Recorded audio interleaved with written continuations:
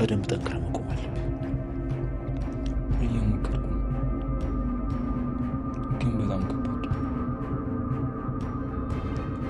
አባቴ ለእኔ ሁሉ ነገር።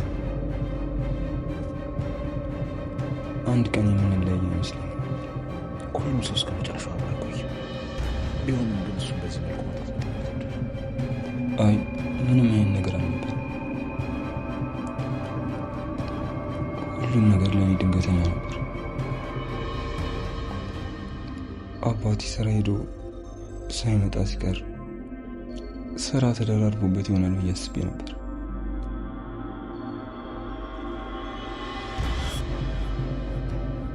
ግን ተሳስቻለሁ። አባዬን መመለስ አልቻልኩም። ድጋሚ አይኑን ማየት አልቻልኩም። ሲሄድ እንኳን ሻው ሳይሰናበተኝ ነበር።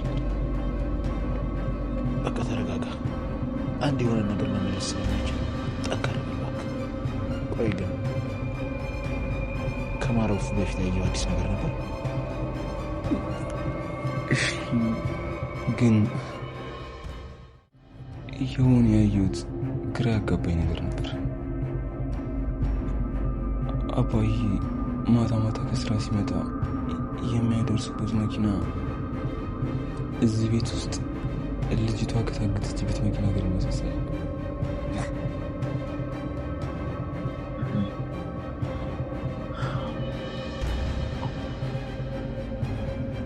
ይቅርታ አቋረጥኳችሁ እንዴ? አይ አላቋረጥሽም። እኔ ልወጣ ስለሚመጣሽ አሮን በቃ እንደዋወላለን። እሺ ሰዓት ስለሄደ እንዴ የት ልትሄድ ነው? እራት እኮ ደርሷል። ደግሞ እዚህ አታድርም እንዴ? አይ አላድርም። አንዳንድ ማድረግ ያሉብኝ ነገሮች አሉ። ባይሆን ሌላ ጊዜ ይመጣል። ቆይ እዚህ ቤት በእንግድነት እንደመጣችሁ ረሳችሁ እንዴ? ምንድን ነው እዚህ ሁሉም ቦታ አለው ማለት?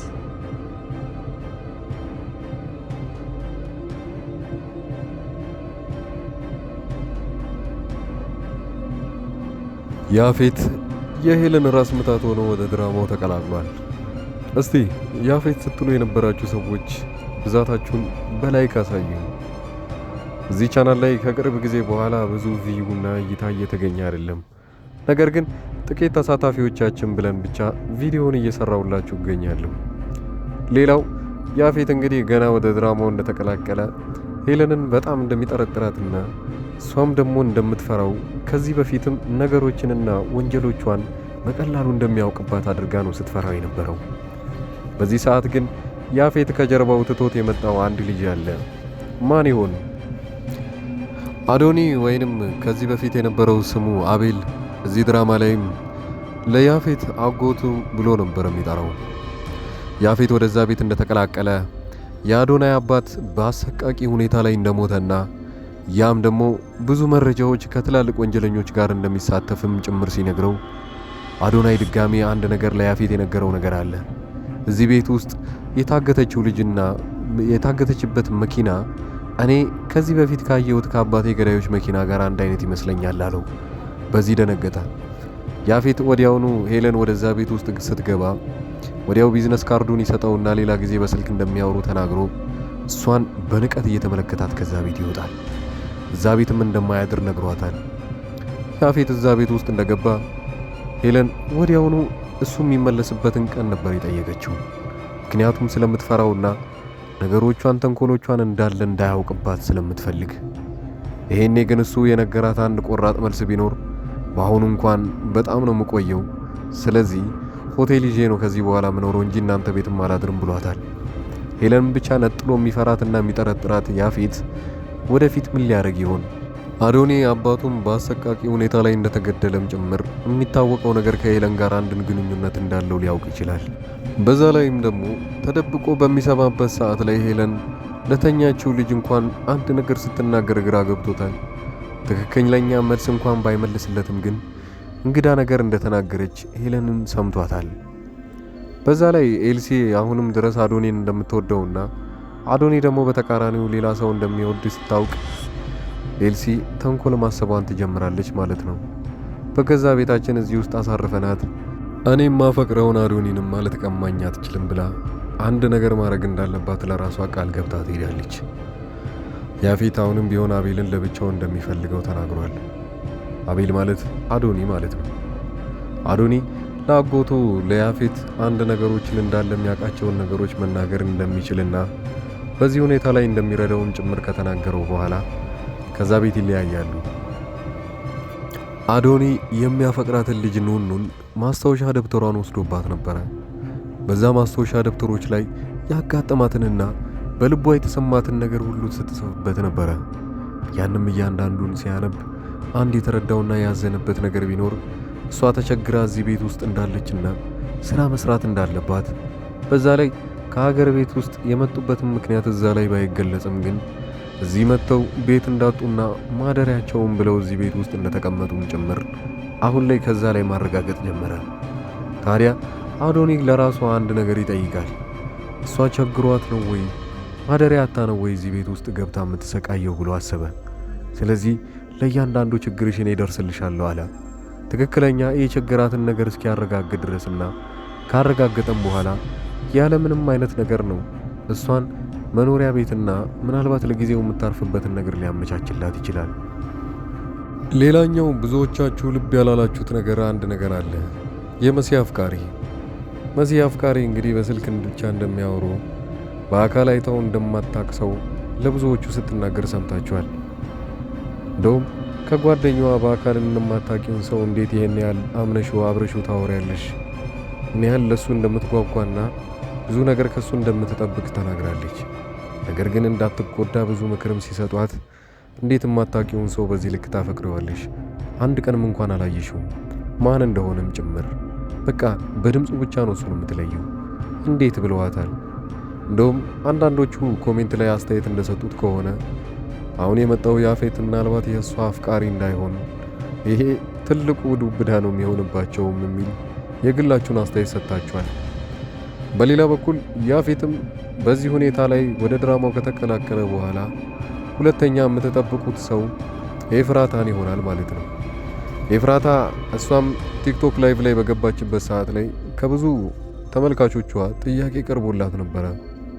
ምናልባት ወደ እንግዳ ድራማ የምትቀላቀልበት አይነት መንገድ ካለ ወይ ተብላ ነበረ። እሷ ከክሯ እንደተነገራት ከሆነ እሷ አስፈላጊ በሆነችበት ሰዓት ላይ ወይንም ምናልባት መግባት ባለበት ሰዓት ላይ እሷን ብቻ ቀዳሚ አድርገው እንደሚያስገቧትና በተጠባባቂነት እየጠበቀች እንደሆነም ጭምር ተናግራለች። ነገሩን ግልጽ ማድረግ ባትፈልግም ግን አሁንም ቢሆን ወደ እንግዳ ድራማ የመቀላቀል እድሏ ሰፊ ነው ማለት ነው። በቅርቡ ደግሞ በዚሁ ቻናል ላይ ላይቭ የምትገባ ይሆናል። እዚህ ቻናል ላይ ብዙዎቻችሁ ድጋፋችሁን እየሰጣችሁንም ጭምር ነው። ከቅርብ ጊዜ በኋላ ከ10,000 በታች ቪው እያገኘንም ስለሆነ ሞራሌም ቢሰብረውም ግን ለእናንተ ለብዙ ውስን ተመልካቾቻችን ብዬ አሁንም ቢሆን ሪካፑን እየሰራውላችሁ እገኛለሁ። ሐረግ ድራማ ላይ የገነት ልጅና የኤፍራታ ወንድም ትንሹ ሆኖ ሲሰራ የነበረው ስሙን አስታውሳችሁት? እስቲ ኮሜንት ላይ አስቀምጡት። እሱም በቅርቡ ወደ እንግዳ ድራማ ይቀላቀላል። ያፌት እንደተባለው ከሆነ እሱ ጋር የነበረው ልጅ በሱ ምትክ ሊገባ የሚችልበት ሰፊ እድል ይኖራል። አሊያም ደግሞ አንድ ታዋቂ ከሚባሉ ሰዎች መሃል ውስጥ እንደዛው የሚያስገቡበት ይሆናል። በሌላ በኩል የቤዛ አድናቂዎችና ያፌት አንድ ላይ ጥንድ ሆነው ድራማ ሊሰሩበት አንድ ማስታወቂያ ለቀዋል። ያንንም ማስታወቂያ በመዚህ መቀጠል እዚሁ ቪዲዮ ላይ አስገባላችኋለሁኝ። ይሄ አሪፍ ፊልም ሆኖ ሳለ ግን ያፌትና ቤዛ እንዴት በፍቅር ሊጣመሩበት እንደቻሉና ያፌትም አንድ የዋህ ጎኑን የምታዩበት የሚያለቅስበትም ድራማዎች ናቸው። በዚህ ልትገረሙ ትችላላችሁ። ድራማው እንደተለቀቀ እዚሁ ሊንኩን ሼር ስለማድረግላችሁ ቻናሉ ላይ አክቲቭ መሆናችሁን አትርሱ። በዚሁ አጋጣሚ የግል ስራዬን ላስተዋውቃችሁ። አዲስ አበባ ውስጥ ቁጭ ብዬ የዴሊቨሪ ስራ እየሰራሁ እገኛለሁ። ታዲያ እናንተ ከውጭ ሀገር ሆናችሁ እኔ ወዳለሁበት ወይንም አዲስ አበባ ውስጥ ወዳሉ ዘመዶቻችሁ እቃውን አደርስላችኋለሁና ማናገርና ሰፊ መረጃም ከፈለጋችሁ በዚህ በመቀጠል ያለውን ቪዲዮ ቼክ አድርጉት። አታስቢ፣ እናቴ እንደተናገሯት አንቺንም እንደዚህ ያደረጉሽ ለሁሉም ነገር ቀጣችሁ። በአንድ ልጅ ከመጡብኝ የነብር ራስ እንደሆንኩ ያውቁ። ለዚህ ስራ ዋጋ ትከፍላለህ። የማትፈልጊበት ቦታ ከመሄድ ቀድሞውኑ መቅረት ይሻላል።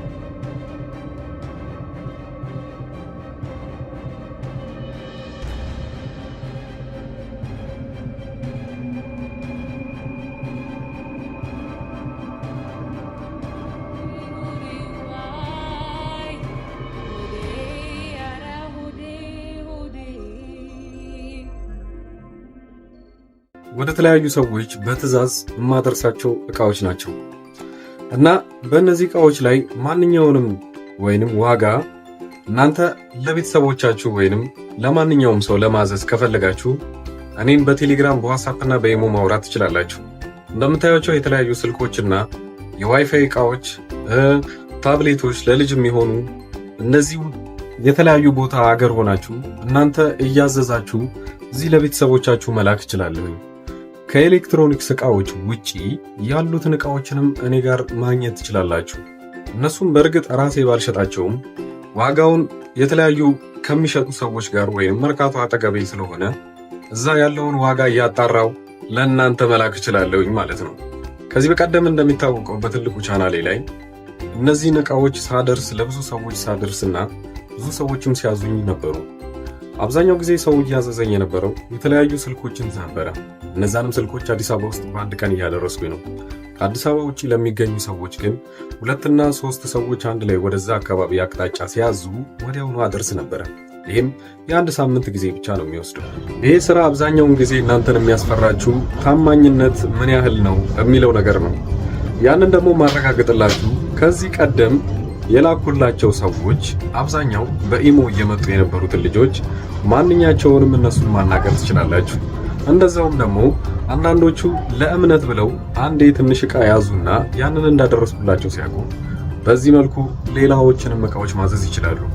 የአበሻ ቀሚስ እና የተለያዩ ልብሶችም አሁን ትምህርት ሊጀምር አካባቢ የነበረ ጊዜ ደግሞ ቦርሳና ደብተሮች ብዙ ሰው አዘውኛል።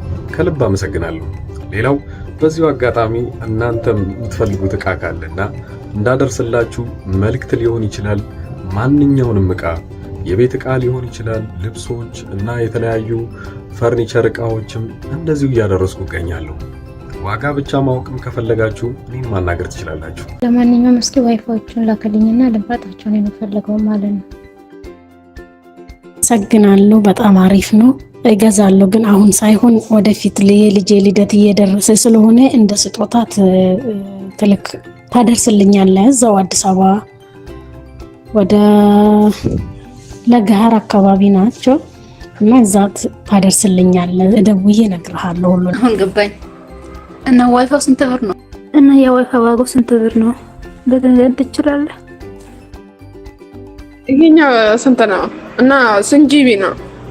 እንዴት ነው? ሁሉ ሰላም አለኝ። ደህና ነኝ። አተሊና ቆይታ እንደነበረ ሁሉ ሰላም።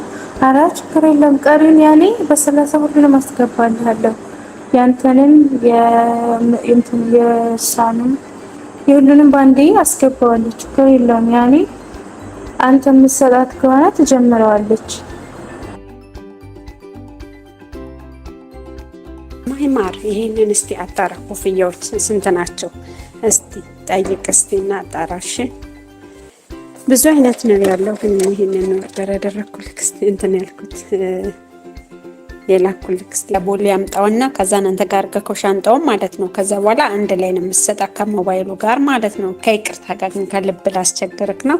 ዋትስአፕ ላይ ልኬልሃለሁ የሰውየውን ቁጥር ማለት ነው። እና የት ነው አለኝ ሉሉ ምንድነው እሱን እስቲ አንተ ከዛ እሱን ካመጣክ በኋላ ተደውለልካለች። የጀመሩት ከዚህ በፊት በነበሩት ቪዲዮዎች ላይ በለቀኩት ማስታወቂያ ነው። ያው ለሌሎቹ እና አዲስ አበባ ውስጥ ቅርብ ለሆኑ ሰዎች ወዲያውኑ በአንድ ቀን ውስጥ አድርሰንላቸዋል። እናም የተለያዩም ሰዎች አሁን ላይ ትክክለኛ እኔ እንደምሰራ ለማወቅ የመጡና እናም በቀጣይ ደሞዛቸው ወይንም በሌላ ጊዜ ዕቃ ሲፈልጉ ከኛ ማዘዝ እንደሚችሉ አረጋግጠው ሄደዋል። ያንን ብቻ ለማወቅ ብቻ ሳይሆን የተለያዩ ዕቃዎችን ዋጋቸው ምን ያህል ነው ወይንም እናንተ ካላችሁበት ሱቅ ወይንም እናንተ ካላችሁበት ሰፈር ጋር ዋጋውን ምን ያህል ቅናሽ ነው የሚለውን ካያችሁ ዕቃውን ወዲያውኑ ማዘዝ ትችላላችሁ።